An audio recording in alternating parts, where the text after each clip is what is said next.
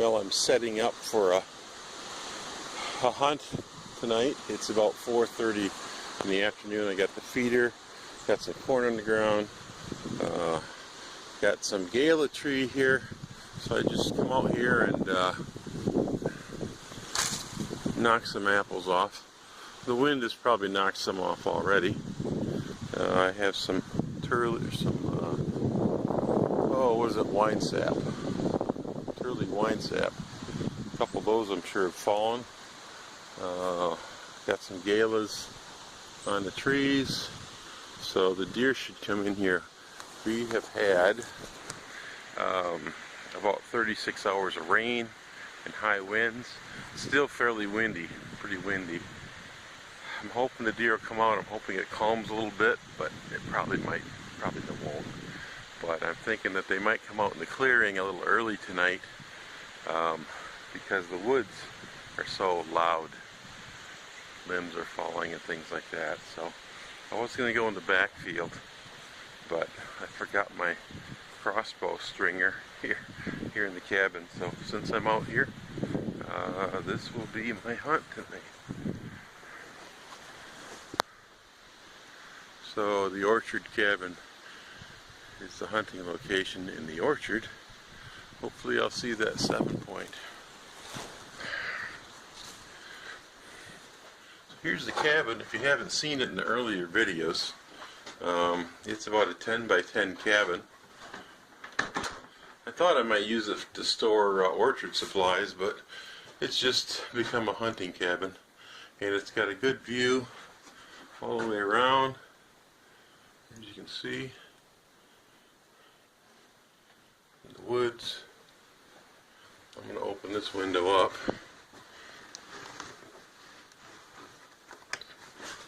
It's a little sticky. There we go. So here I am in the orchard cabin. My cell phone ran out of memory, so I'll finish this video here. This is my panoramic view in the orchard cabin. It's a 10 by 10 foot cabin with panoramic view around. I'm going to have to prop that eave up a little. It's getting kind of bending down. But here's my panoramic view of the woods, and then the new clear cut, which is going to be a food plot for the deer. It's about 75 yards across right now. About 75 yards square, I'd say. And then there's a slight hill here of maybe 4 or 5 feet tall. And this is the orchard cabin. We used to have black spruce, still some out there. Used to have black spruce Christmas trees up here when we had a Christmas tree farm. And I cleared it off and put apple trees in here. So I have about 20, 25 trees. And they still have apples on them. There's the Turley wine sap. So those nice big red apples are just tempting the deer to come in here. I went out there and I whacked a couple trees and knocked some apples off. We've had about 36 hours. There's the corn feeder. We've had about 36 hours of rain, and I also set the corn feeder off a couple times, so there's some extra corn out there tonight. It's still kind of windy outside. You don't really see it here in the orchard. I'm hoping the deer will come out a little early.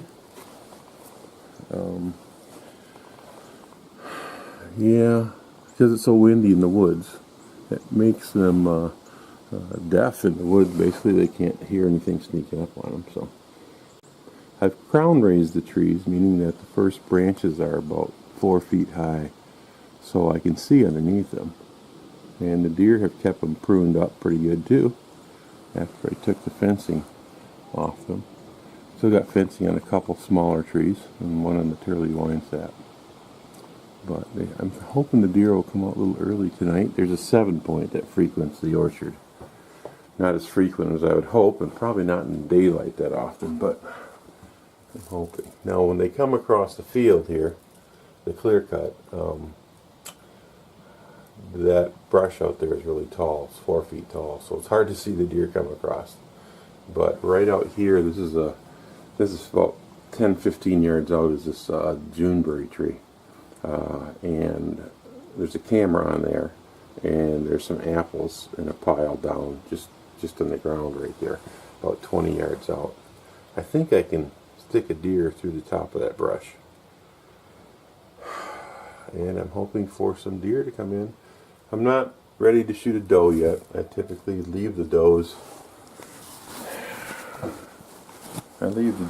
For buck bait. I'll shoot a doe if I don't get any meat before that, later on in the season.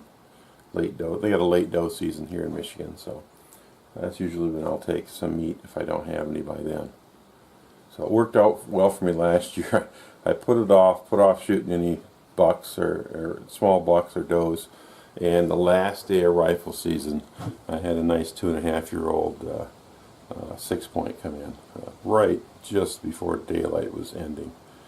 Shooting light, still had a few minutes of shooting light, and he walks out of the brush out to the does that were in the field, and I took him. So that's what I like to leave the bucks or leave the does alone until, for buck bait. Well, it's a pretty location to sit here. Here's my chair, an old van seat, enough room it seats 3 and sleeps 2. So I built a little platform up here. This is how we do it here on the acres. Is we'll build a little. It's kind of big for a hunting blind, but if you're going to build a log blind, you might as well make it big enough for people to play cards in it, I guess, if they're bored. So we typically build a platform and put the chairs up at about standing height, so that you're sitting at standing height. And I'm just going to sit here and hope for some deer to come in. It's windy. I think I'm going to close this window so I don't get a cross draft in. If I leave it about that much open, then this is spring loaded. This window, it used to be a vertical window, so it's lift assist. So it usually opens really easy, a couple fingers. It's hard to close though. You got to push it. But if I leave that little bit open, I can get the foot of the crossbow in there. And if I have to open it, it's noisy enough outside. I can open it. They won't hear it. So I'm kind of excited. I might see something tonight. Time to cock the bow and get ready. So there's the crossbow all ready to go. And I have my binoculars. Probably don't need this unless the buck steps out quite a ways away, but the corn feeder is 25 yards out this window. Corn feeder is 25 yards away. My first crosshair and my scope, my crossbow, is 25-yard pin. It's about 20 yards out to the apples in a pile out here. If they're if they're standing out in the clear cut, I probably won't even be able to see them, nor get a shot. But you never know; they can sneak in. There's a road about 150 yards over there. Sometimes they cross the road and come in this way. Sometimes they come in behind me. A lot of times they off to the left here through the orchard down the hill. There's a marsh. Swamp as we call it. So sometimes they pop right out of there and boom, they're in the orchard just instantly. Sometimes they come through the trail that goes through the woods there over to the next hill to my dad's blind. So yeah, they can pop up almost instantly out here. But as you can see, it's kind of windy. I mean, this is a clear cut in the middle of a wood, so normally you don't see any wind out here, and it's blowing pretty good. Okay, so on the way out to the cabin, I stopped by this Shizuka tree and got myself a nice sweet apple. And I have a Honey Crisp in also in my pocket. And I'm all set for a comfortable, quiet hunt. While I'm sitting in the orchard cabin waiting for a deer to show up, maybe I can make a little video. It's kind of low light right now, but this is a Shizuka apple. It's a large apple. It's what they call a yellow apple, although it's partially green yet. I guess it's not quite fully ripe, but it is so sweet. It's I had a little payday bar, candy bar, last night, and then I ate one of these, and no, it was a Honey Crisp, but this is like as sweet as a Honey Crisp, maybe actually a little sweeter than a Honey Crisp. The Shizuka and the Honey Crisp are sweeter than a candy bar. So these are pretty large apples. They don't normally. This is city blotch. This black stuff, as I probably heard me say if you followed any of my videos. I just wipe the dirt off, but the sooty blotch has to be washed off. But you can't taste it, and it doesn't hurt you. The antibodies that the apple has created to fight off the fungus is that's probably good for you anyway. So.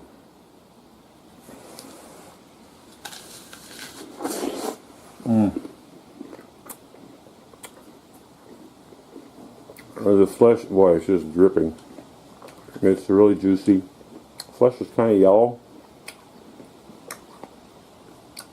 and the skin is not thin. It's medium to thick. So if you have a knife, you can, peel it if you like. I eat the skin and all. Part of the flavor is in the skin. And a lot of apples, the skin is sometimes a little bitter, like in our Red Delicious. So if you don't like the bitterness on an apple, if you taste a little bitterness, usually just cut the skin off and eat the flesh.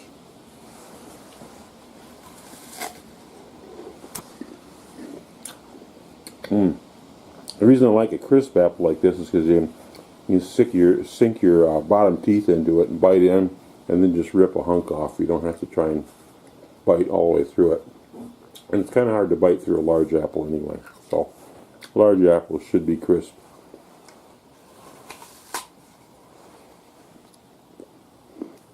See how that just broke free there? Every time you bite down on the flesh, the juice just explodes out. If you were to try to bite all the way through the apple, it'd probably be dripping down my chin. So, that's a Shizuka. Very similar to what's known as a Crispin or a Matsu. Crispin and Matsu are the same thing, just I don't know why they give them different names. This is kind of like its sister.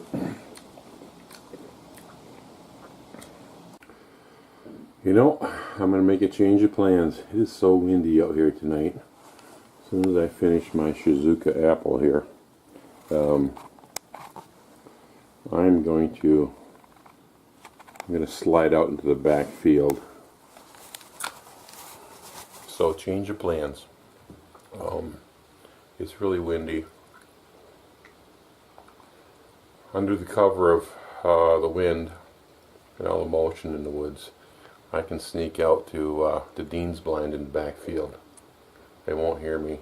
I can probably also sneak out after dark without spooking anything too. And there's just a lot more viewing area out there to see what I can see.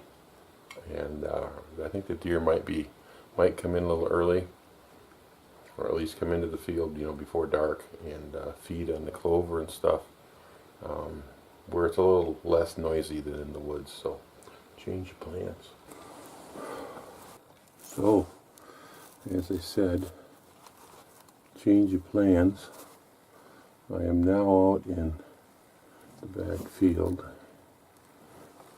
Dean's old log blind, and I have to the east some wheat and clover and some turnip greens, and I have clover, and rye, wheat down here, and there's clover down there. So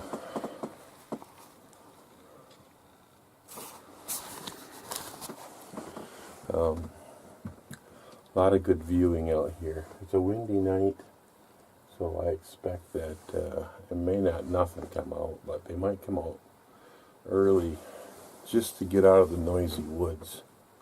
That's what I'm hoping. And since it's windy, I'll be able to leave here without, well, probably without spooking anything too, even if they're out, 100 yards or so in the woods, or out in the field. So, I just got a feeling this is the best place tonight.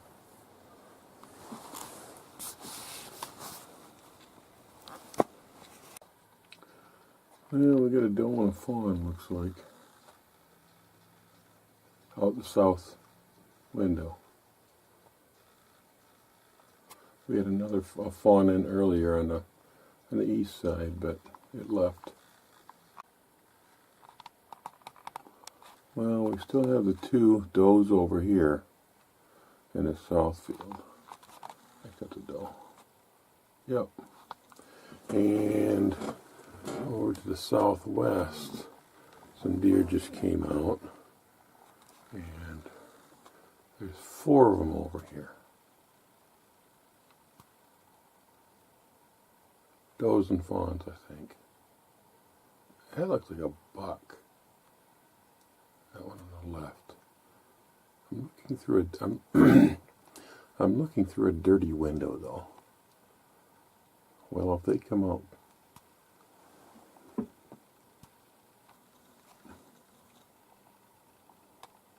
this thing's better now. If I can hold it steady. So there's 4 of them in the southwest shooting lane. Looking through a dirty window. Let me back this out. It doesn't want to focus right. But there's 4 of them over here. Does and fawns. Well, I was right. The deer are coming out into the backfield. In force, there's at least 7 in the south field. Away to the wood line, 150 plus yards out. I know Dean put some brassica over there, so Dean, that's what they're liking right now, is way far in the southwest field. They're eating across there, and they came in from, I think, 8 Point Alley. The fawns are running around. Let me get a shot of that. If I can hold that still. Okay, light's fading fast. A doe and a fawn are now over here in the east field.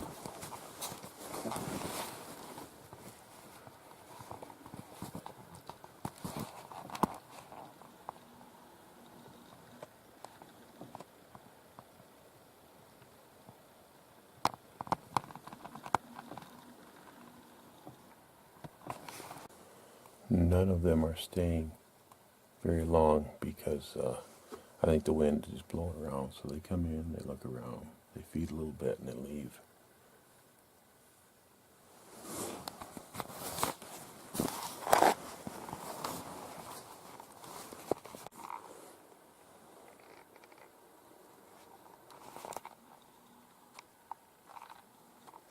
Finally, one showed up on the bait pile.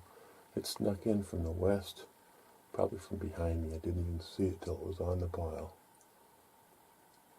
They're moving a lot tonight because it's so windy. Yeah, there's some bait out in front of us here, so. But they're not staying around.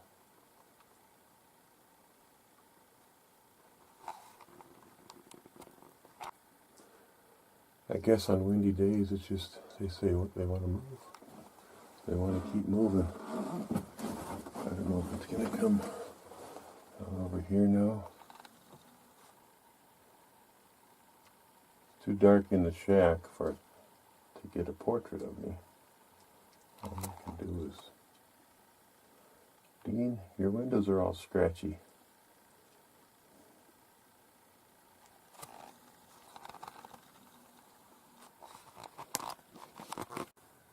Nothing's in the field right now. It's still shooting light.